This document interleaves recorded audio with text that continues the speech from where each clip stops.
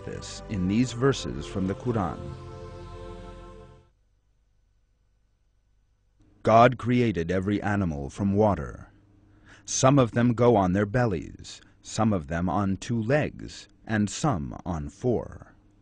God creates whatever He wills. God has power over all things. He is the originator of the heavens and earth. When He decides on something, He just says to it, "Be," and it is.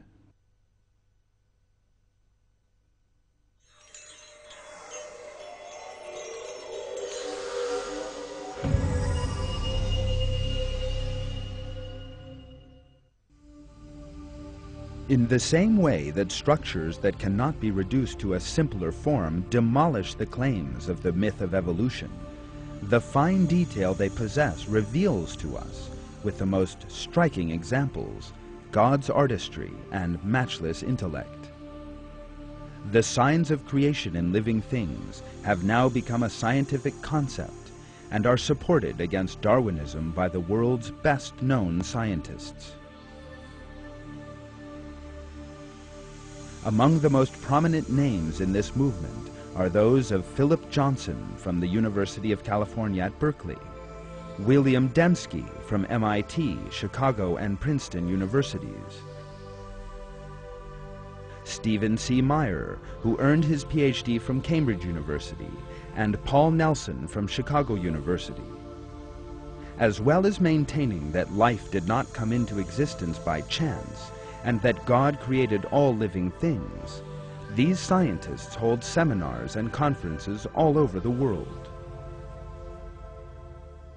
Another organ that cannot be reduced to a simpler form is the ear.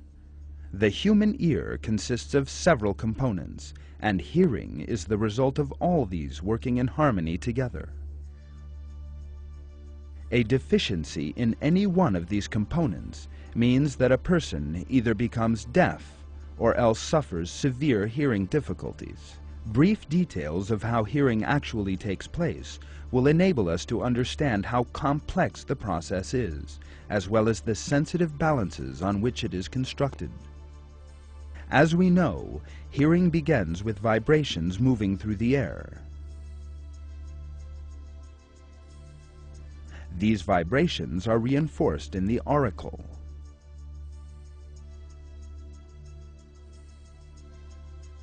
In this way, the intensity of the sound waves is amplified by approximately 17 decibels on entering the outer ear, from where the sound vibrations reach the ear membrane.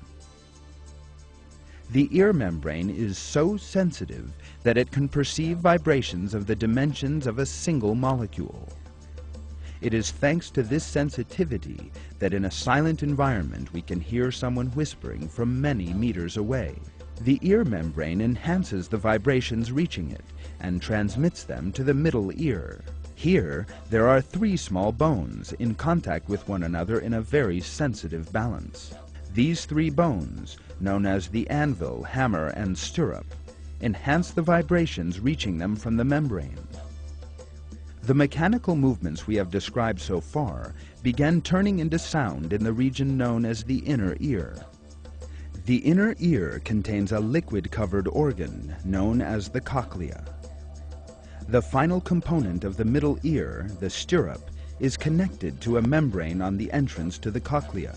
Mechanical vibrations in the middle ear are transmitted to the cochlea fluid by means of this membrane.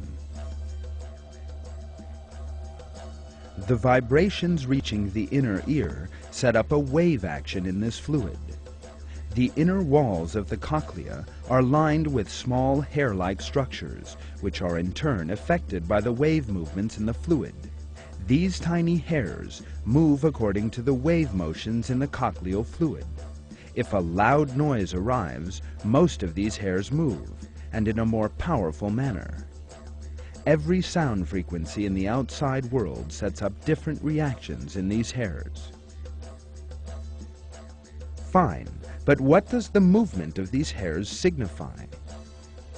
What possible connection can these hairs in the cochlea in the inner ear have with our listening to a classical music concert, recognizing a friend's voice, hearing the sound of a car, and distinguishing millions of other sounds? The answer to that question once again shows the magnificent complexity of the ear. Each of these tiny hairs is actually a separate mechanism located on 20,000 or so individual cells surrounding the inner wall of the cochlea. This movement opens the ion channels in the cells lying beneath the hairs and permits the entry of ions into them. When the hairs lie back in the other direction, the cell doors close. This constant motion constantly changes the cell's chemical balances and allows them to produce electrical impulses. These electrical impulses are transmitted by nerves to the brain, where they are interpreted and converted into sound.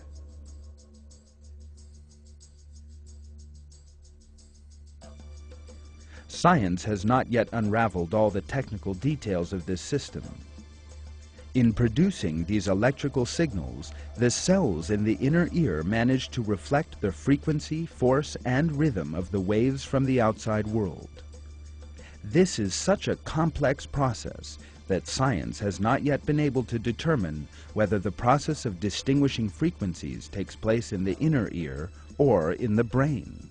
All the information we have considered so far shows that our hearing organ, the ear, possesses an extraordinary complexity. Close consideration shows that it has an irreducibly complex structure, because in order for hearing to take place, a great number of independent components need to exist together, fully and perfectly formed. If just one of these is removed from the ear, or else suffers a structural defect, then one will no longer be able to hear anything. In order for the ear to hear, such different elements as the external ear membrane, the anvil, hammer, and stirrup bones, the cochlea, and the tiny hairs inside it, all have to exist in perfectly functioning form. The system cannot develop in stages, because none of those stages on their own will serve any purpose. To suggest that an organ as complex as the ear was built in stages by a random process such as evolution is both unscientific and irrational. Organs possessed of irreducible complexity in living things, such as these, totally undermine the theory of evolution. They also reveal the fact that we are created by God. This same truth is revealed in one of the verses of the Quran. Say, it is He who brought you into being and gave you hearing, sight, and hearts. What little thanks you show. At the point we have arrived at today, science shows that life was created and reveals to us the omniscience of our Creator, Almighty God, the Lord of all the worlds.